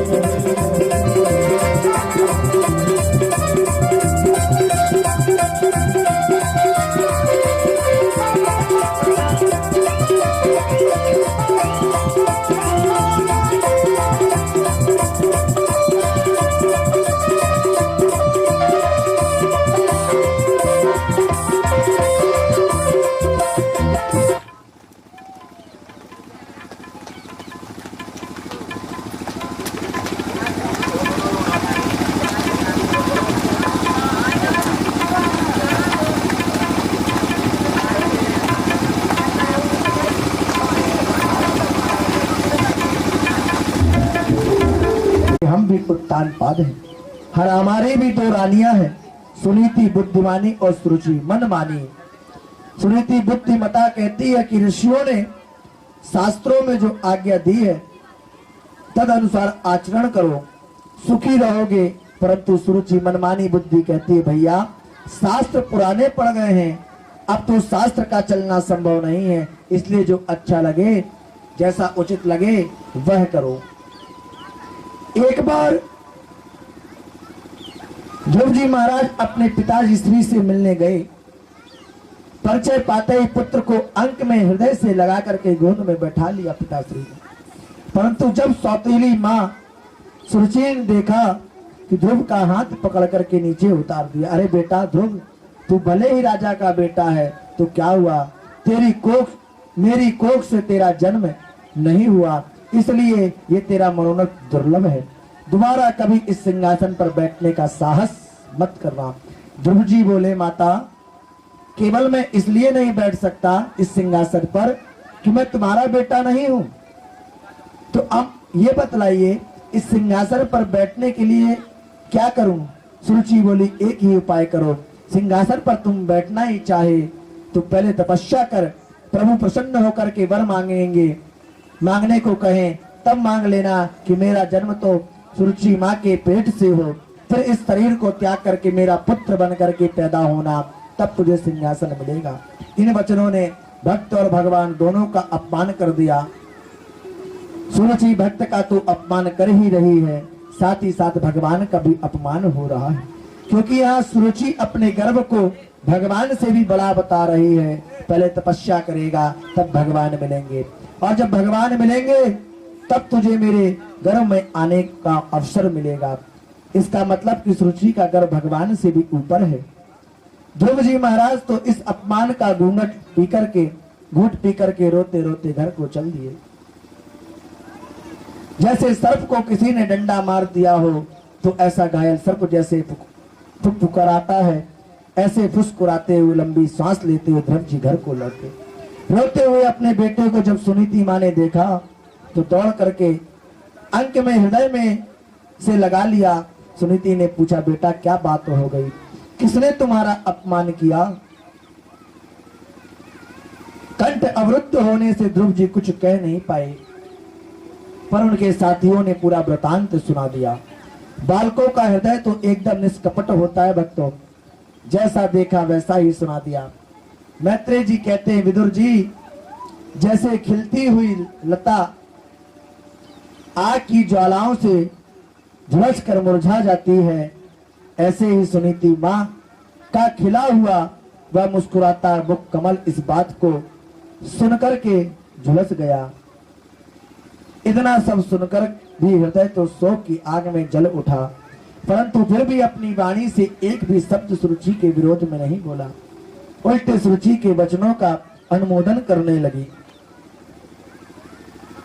बेटा ध्रुव, माँ के प्रति ऐसी भावना मन में कुछ मत लाना, वह तेरी माँ है और सौतेली माँ का अधिकार अपनी माँ से कहीं ज्यादा होता है। वह तो तेरी माँ है डांट दिया तो क्या हुआ, माँ का अधिकार होता है। और फिर उसने गलत भी तो नहीं कहा कुछ। ध्रुव चौके क्या गलत नहीं कहा माँ, उन्होंने मुझे अभागिन का बेटा कहा, मुझे गालियां दी, और मेरी माँ को कोई गाली दे तो मैं कैसे सुन लूं। सुनीति माँ समझाने लगी, बेटा उसने कहा कि तू अभागिन का पुत्र है, दुर्भागिनी की संतान है, तो क्या गलत कहा। मैं अपने को कब भाग्यशाली मानती हूँ, यदि मुझ अभागिन को उसने अभागिन कह दिया तो क्या गलत कहा। ध्रुव जी ने पूछा, अच्छा माँ सब जगह है तो फिर दिखाई क्यों नहीं देते परमात्मा। माता बोली, देख बेटा हर वस्तु दिखाई नहीं देती, हर वस्तु दिखाई नहीं देती। पुष्प के कणकण में सुगंध है तो दिखाई कहाँ पड़ती है। उदाहरण के लिए दूध में दही छुपा है, उसी में मक्खन है, उसी में मठा है, पर क्या दिखाई देता है? दिखाई देता है दूध में ये सब चीजें? नहीं। क्या करना पड़ता है उसके लिए?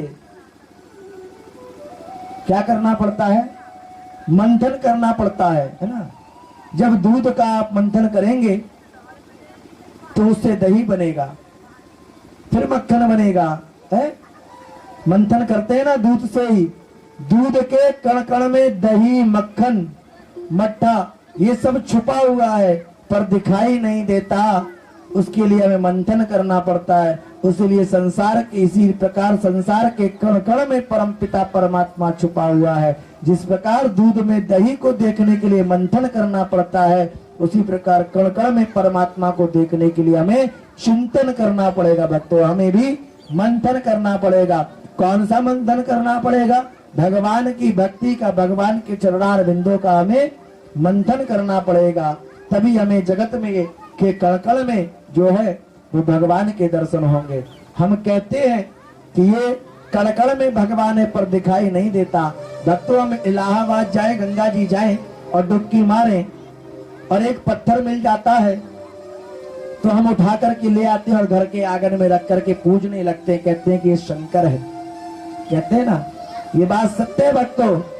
इस संसार का हर एक कंकड़ जो है वो शंकर है, मानना पड़ेगा आपको। मानो तो मैं गंगा माँ हूं, ना मानो तो बहता पानी। मानोगे तो कड़कड़ में परमात्मा है, नहीं मानोगे तो कुछ भी नहीं है, कहीं भी कुछ भी नहीं है। आपने शंकर जी को देखा था क्या कैसे होते? नहीं देखा, किसी ने नहीं देखा, हमने भी नहीं देखा। अनुमान लगा रहे हैं कि ऐसे रहे होंगे भगवान। किसी ने देखा भगवान को? अनुमान लगा रहे हैं कि भगवान ऐसे रहे होंगे। शंकर जी सब जानते, काले काले पिंडी होती है। गए अपन कहीं और शंकर जी काली काली पिंडी किसी तीर्थ में मिल गई, उठा लाए, घर के आंगन में रख लिए, टीका चंदन बेलपत्र चढ़ा, बोले यही शंकर है।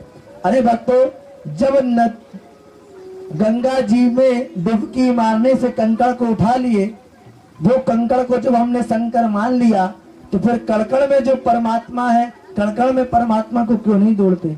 हर एक व्यक्ति विशेष के हृदय में क्यों नहीं परमात्मा का दर्शन करते? इस कथा में परमात्मा का दर्शन क्यों नहीं करते? इस यज्ञशाला में परमात्मा का दर्शन हम क्यों नहीं करते?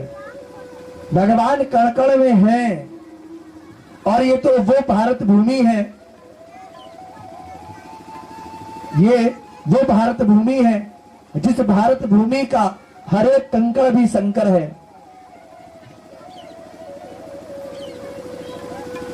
क्यों? क्योंकि ये वो भारतवर्ष है जहां पर हर एक कंकड़ जो है उसको शंकर माना जाता है और शंकर मान करके पूजा जाता है। अब पूजा भी क्यों ना जाए, क्योंकि ये भारत देश कोई छोटी मोटी देश नहीं है। विदेशों से लोग वृंदावन आते हैं भगवान श्री कृष्ण का भजन करने के लिए। ये भारत भूमि है और भारत भूमि में ही परमात्माओं को श्रेष्ठ स्थान दिया जाता है। ये वो देश है भक्तों जहां हर कंकड़ को शंकर माना जाता है, और ये वो देश है कि एक समय इस देश को सोने की चिड़िया भी कहा जाता था। कोई ऐसा देश है जिसको सोने की चिड़िया कहा जाता रहा हो? है ऐसा कोई देश जिसको सोने की चिड़िया कहा जाता हो? आपने सुना कभी अमेरिका को सोने की चिड़िया कहा जाता हो? कभी जापान को सोने की चिड़िया कहा जाता हो? कभी दुबई को सोने की चिड़िया कहा जाता हो? कहीं आपने देखा विदेशों में इतनी कथाएं हो रही हो, इतना यज्ञ अनुष्ठान हो रहा हो? कब भी नहीं।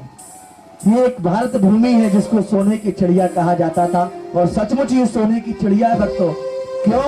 क्योंकि यहाँ हर एक कंकड़ जो है वो शंकर है, हर एक माँ जो है उसके अंदर यहाँ पर भारत भूमि में ही देवियों का दर्शन किया जाता है।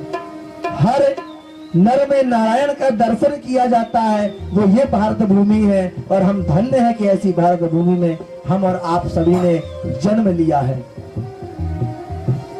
धन्य है हम लोग जो ऐसी भारत भूमि में जन्म लेकर के अपने सनातन को हम जान रहे हैं, अपने नर और नारायण को हम सभी जान रहे हैं।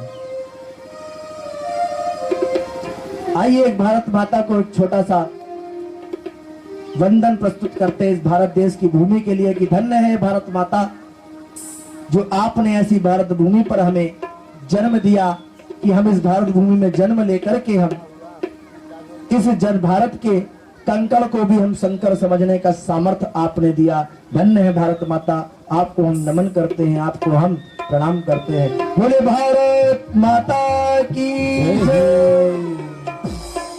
जहाँ डाल डाल पर सोने की चिड़िया करती है बसेरा, वो भारत देश है मेरा, वो भारत देश है मेरा। जहाँ डाल डाल पर सोने की चिड़िया करती है बसेरा, वो भारत देश है मेरा, वो भारत देश है मेरा।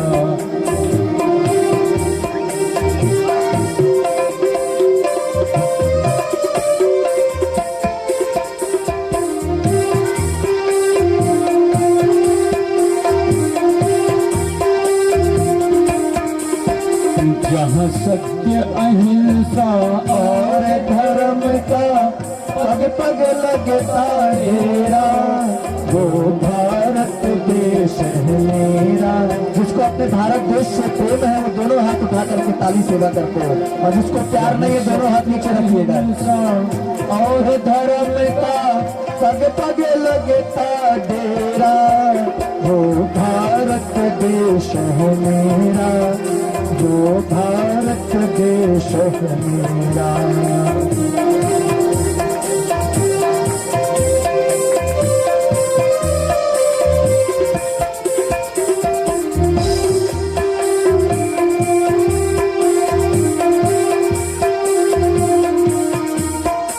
ये धरती है जहाँ ऋषि मुनि जपते हरि नाम की माला, हरि नाम हरि ओम हरि ओम हरि ओम। धरती है जहाँ ऋषि मुनि जपते हरि नाम की माला, जपते हरि नाम की माला। जहाँ हरि बाल गीत मोहन है और राधा गीत बाला, राधा गीत बाला। जहाँ सूरज सबसे पहले आकर डाले अपना डेरा, वो भारत देश हो मेरा, वो भारत देश हो मेरा।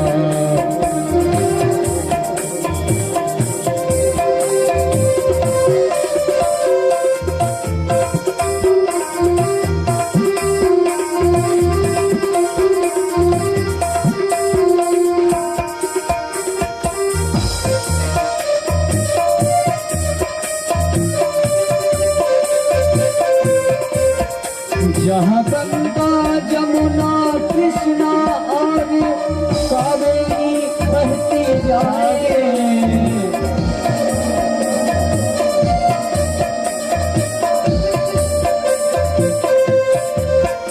जहाँ उत्तर दक्षिण पूरब पश्चिम तो अमृत पिलवाए, तो अमृत पिलवाए।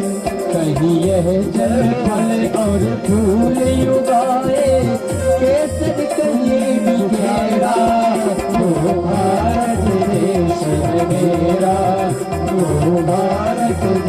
है मेरा। जहाँ डाल डाल पर सोने की चिड़िया करती है बसेरा, वो भारत देश है मेरा, वो भारत देश है मेरा। जहाँ सत्य अहिंसा और धर्मता पद पद लगता तेरा, वो भारत देश है मेरा, वो भारत देश है मेरा।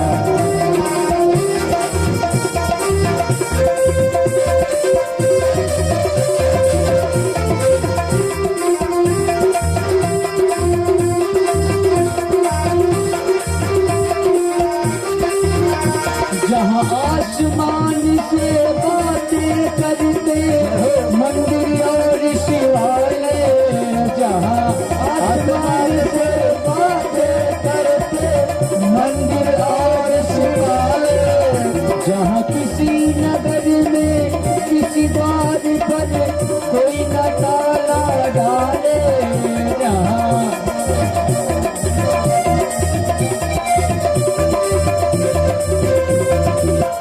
जहाँ आसमान से बातें करते मंदिर और शिवालय, जहाँ किसी नगर में किसी द्वार पर कोई न ताला डाले, जहाँ कोई न ताला डाले।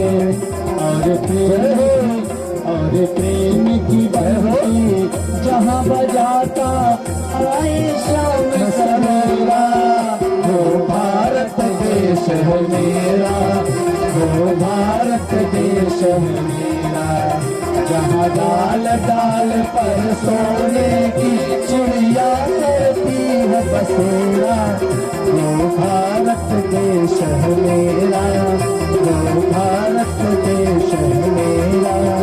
जहाँ सत्य अहिंसा और धर्मता पद पद लगता तेरा, वो भारत देश है मेरा, वो भारत देश है मेरा, वो भारत देश है मेरा, वो भारत देश है मेरा, वो भारत देश है मेरा, वो भारत देश है मेरा, वो भारत देश है मेरा, वो भारत देश है मेरा, वो भारत देश है मेरा, ये भारत देश है मेरा। बोलिए भारत माता की, भारत के वीर सपूतों की, भारत के संतों की, भारत के महात्माओं की, भारत के ऋषि गुणों की, भारत के सभी भक्तों की जय जय श्री राधे श्याम। जगत के अणु में कण कण में ईश्वर की ही सत्ता भक्तों विराजमान है। चर्चा पर चर्चा ना करें। भारत देश में आप सभी ने जन्म लिया है। भारत सोने की चिड़िया है, उस चिड़िया को कोई नुकसान ना हो, शांतिपूर्वक कथा सुने। बस कुछ क्षण और आपको बैठाऊंगा और उसके बाद आज थोड़ा मैं आप लोगों को जल्दी छोड़ दूंगा, क्योंकि क्या है, कल जो है वो कृष्ण जन्म है ना। और जब किसी का जन्म होता है, घर में अगर किसी बच्चे का जन्म हो, है ना, तो हम पहले से खूब तैयारियां करते हैं ना। करते नहीं करते? करते नहीं करते? करते नहीं करते? आप लोग मुंडी नहीं हिला रहे, मेरे को लग रहा है ऐसे कई लोग कर रहे हैं, कई लोग ऐसे, तो मेरे समझ में नहीं आ रहा है कि करते हैं कि नहीं करते। तैयारियां करते हैं? आज मैं आप लोगों को थोड़ा समय से पहले छोड़ दूंगा, है ना। काफी कल लेट हो गया था, तो आज समय से छोड़ूंगा, है ना, जिससे आप घर जाकर के पूरी रात और कल 2 बजे तक, क्योंकि सुबह पारायण में तो कोई आता नहीं है ना, घर के ही लोग रहते हैं, तो जो आज है मैं समय से छोड़ दूंगा, तो पूरी रात का समय रहेगा और कल दिन का रहेगा, ठीक है। 2 बजे तक का, 2 बजे कथा में आना है। तो कल किसका जन्म है आपको मालूम है? किसका है? हमको ना, हमने क्या है अभी मशीन लगाई नहीं, क्योंकि यहाँ कथा, हमको कान में मशीन भी लगी है, तो झूठ नहीं बोल रहा हूं मैं, मेरे को कान में मशीन लगी, मेरे को कम सुनाई देता है ना, मेरे को कम सुनाई देता है। एक कान मेरा बिल्कुल काम ही नहीं करता, ये वाला करता है तो इससे पंडित जी लोगों की बातें सुन लेता हूँ। अब जब भैया कुछ बोलते तो सुन नहीं पाता, और आप लोग कुछ बोलते तो सुन नहीं पाता। मेरा एक कान जो है वो कमजोर है ना, तो और मैं मशीन लगाया नहीं हूँ, ठीक है, तो मेरे को जोर से बोल करके आप लोग कोई भी उत्तर दिया करिए जिससे मेरे को सुनाई दे, है ना। कल किसका जन्म है? कृष्ण जी का? नहीं, कृष्ण जी का नहीं, कृष्ण जी का तो है ही जगत के पालनहार का, जो हमारी और आपकी रक्षा करता है, आपको और हमें बनाता है। अगर आप ये सोच करके आएंगे कि कृष्ण जी का जन्म है तो तैयारी करके नहीं आएंगे, और जब आप ये सोच करके जाएंगे कि नहीं तो कृष्ण जी का नहीं, जगत के पालनहार, जगत के बाप का जन्मदिन है, तो आप पूरी तैयारी करके आएंगे। तो जैसे हम किसी बच्चे के जन्म उत्सव में जाते हैं तो खूब तैयारियां करके जाते हैं ना, उसी प्रकार कल जो है सभी लोग बढ़िया तैयार होकर के आइए और भगवान का जन्म उत्सव जो हम बनाते हैं, और मन में भाव आता है कि महाराज हमने तो कभी भगवान का जन्म बनाया नहीं, बच्चों का ही बनाया, तो कैसे मनाएंगे जन्म। और कभी यहाँ ऐसी भागवत भी हमने नहीं देखी जिसमें कृष्ण जन्मोत्सव ऐसे बनाओ जैसे आप बनवाना चाह रहे हैं। तो अपने साथ जो है वो लड्डू देखे आप लोगों ने, जो जन्म होता तो बनते हैं, हमारे ब्रज में क्या कहते, हाँ आप ही लोग बोल दीजिए, हमसे बोलते नहीं बनेगा, आप ही लोग बोल दीजिए, हमसे बोलते नहीं बनेगा, है ना। जो भी आप लोग जानते हैं ना, तो उसके लड्डू जो है वो भगवान को अर्पण किए जाएंगे, है ना, क्योंकि भगवान का जन्म है। और कल साहू परिवार के आंगन में सचमुच जिस प्रकार वसुदेव जी ने भगवान श्री कृष्ण को टोकनी में धारण करके कंस के महल से यमुना पार किया था और गोकुल ले गए थे, उसी प्रकार कल आप वो झांकी का भी दर्शन यहाँ पर करेंगे।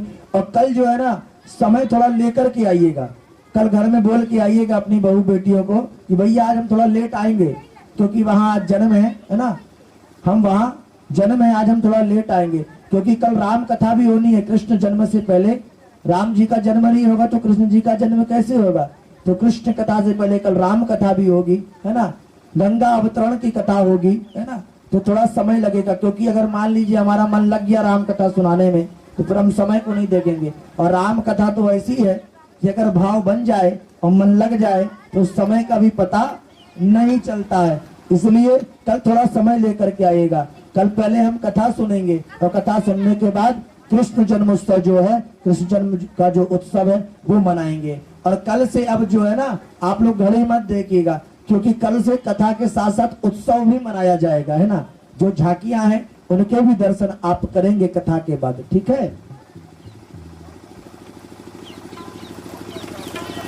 ना। तो ऐसा कार्यक्रम रखा है और हम प्रयास करते क्या, अब आप ही लोग थोड़ा सा लेट हो जाते हो, 2:30-3 बजे तक आते हो, तो मैं भी सोचता हूँ जब कोई आ जाए तब तो जाऊँ, नहीं किसको सुनाऊंगा, पंडाल को कथा सुनाऊं क्या है। तो 2 बजे का समय रखा गया है, हम कहते हैं 2 बजे तक ना तो 2:15 तक, 2:20 तक तो आ ही जाइए ना। जब आप 2:20 तक आ जाएंगे तो यहाँ हम 6:30 तक आपको छोड़ देंगे, ठीक है। कल से देखिए धीरे धीरे जो है ना ये कथा मीठी होती जा रही है, मीठी होती जा रही है ना साहू जी। पहले दिन कम आनंद था, है ना, कल थोड़ा सा आनंद बढ़ा था, ठीक है, आज उससे थोड़ा सा और ज्यादा आनंद बढ़ा है, ठीक है। और इसका जो फाइनल रिजल्ट है वो 7 तारीख को वृंदावन की प्रसिद्ध जो होली है, अपन सब कहते हैं ना वृंदावन जैसी होली कहीं नहीं होती है, तो वृंदावन की प्रसिद्ध होली का दर्शन आप सभी यहाँ पर करेंगे। हम लोग रंग गुलाल से होली नहीं खेलेंगे, कपड़े खराब हो जाएंगे, फूलों की होली खेलेंगे। किसकी होली खेलेंगे? फूलों की होली खेलेंगे। और ऐसा दृश्य रहेगा यहाँ पर कि आप अपने नैनों पे उस दृश्य को बैठाइएगा, अपने हृदय पे बैठाइएगा, कि जब तक आपका जीवन रहेगा आप इस कथा के 7वें दिवस को कभी जीवन में नहीं भूल पाएंगे। जब तक जीवन रहेगा वो फूलों की होली इस कथा की आप जीवन पर्यंत नहीं भूल पाएंगे, जब तक आपका जीवन रहेगा। हम पूर्ण रूप से वृंदावन धाम बनाने का प्रयास करेंगे, पर कब करेंगे? जब आप सभी का सहयोग हमें प्राप्त होगा। प्राप्त कैसे होगा? जैसे हमने कहा, क्योंकि कोई भी कार्यक्रम जो है वो एक व्यक्ति से नहीं होता है, जब सभी का सहयोग मिल जाता है तो बहुत सुंदर जो है वो कार्यक्रम हो जाता है। जैसे कि कल कृष्ण जन्म है, साहू परिवार के द्वारा व्यवस्थाएं की गई है ना भाई। माखन मिश्री भी कल बटेगा, भगवान का जन्म हुआ है ना। लड्डू भी बटेंगे क्योंकि कल जन्म है, तो ठुमके भी सभी को लगाना पड़ेगा, है ना। तो कहीं कमर अमर में दर्द तो मेरे अभी भी है ना, तो काफी देर हो गया बैठे बैठे, तो कल का जो मैं नाम भूल गया वो लड्डू का, हम लोग तो बोलते भी नहीं बन रहा है ना। तो वो लड्डू खा करके हमने सुना कि वो लड्डू खाते हैं तो दर्द जो है वो कम हो जाता है ना।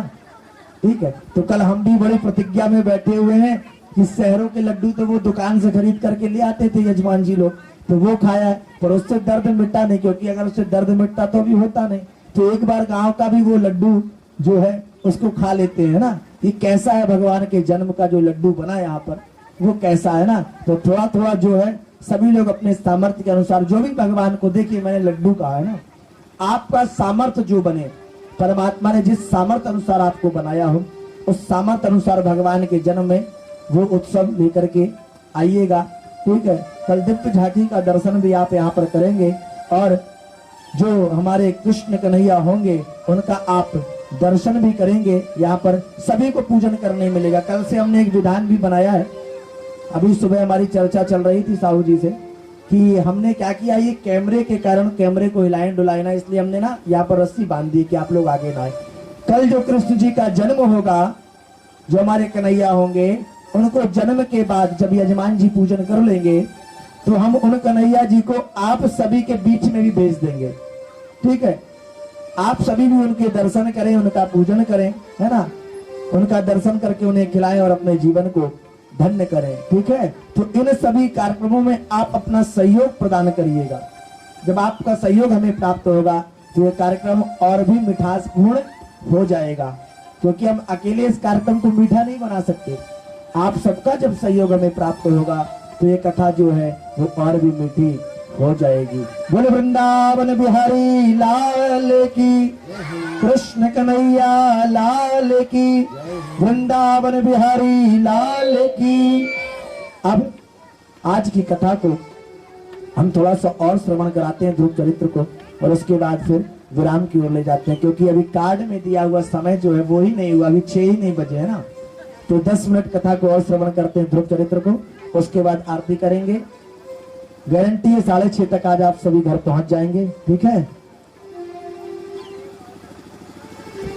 उपासना की साधना करो, भगवान का पूजन करो, अर्चन करो, है ना, ये बताया ध्रुव जी को। और ध्रुव जी महाराज तो परमात्मा को चारों ओर ढूंढ रहे थे, ये अचानक देवर्षि नारद जी मिल गए। अरे बेटा, इस जंगल में तू कहाँ जा रहा है? ध्रुव जी ने नारद जी को प्रणाम करके अपनी व्यथा कथा सुना दी। सारी घटना सुनकर के नारद जी मन ही मन मुस्कुराए। 5 साल का ये क्षत्रिय कुमार अपनी सौतेली माँ के वचनों को व्यथित होकर के आज परमात्मा को पाने के लिए निकल पड़ा। थोड़ा इसका परीक्षण करके देखूं कि इसका वैराग्य किस स्तर का है, क्योंकि संसार में प्रायः मरकट वैरागी ही ज्यादा होते हैं।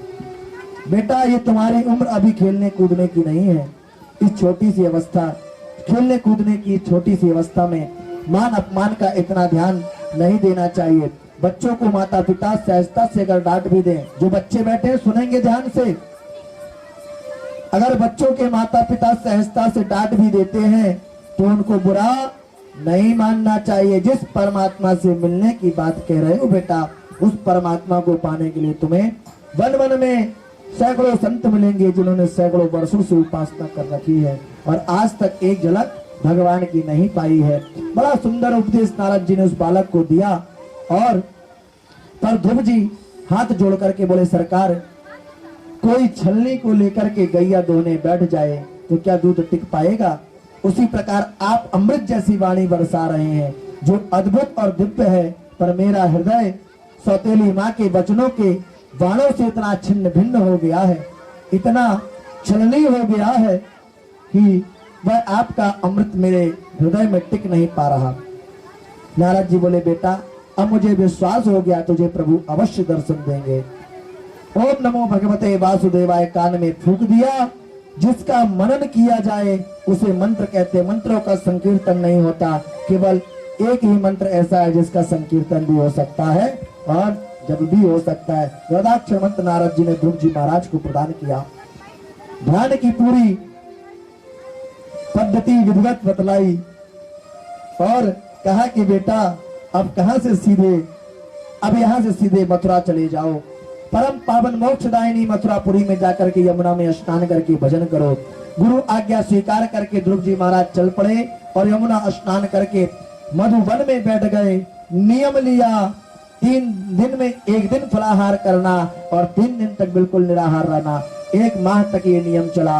तपस्या का दूसरा महीना लगा तो नियम और कठिन कर दिया। द्वितीयम चा तथा मासम षष्ठे षष्ठे भय दिने, 6 दिनों में 1 बार या तो वृक्षों के पत्ते खाते या दूबा घास 6 दिन में 1 बार खा करके तप करते थे। धन्य है ध्रुव जी महाराज।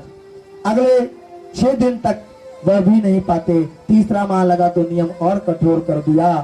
अब तो 9 दिन में 1 बार केवल यमुना जी का जल मात्र पीते हैं, घास पत्ते भी छोड़ दिए।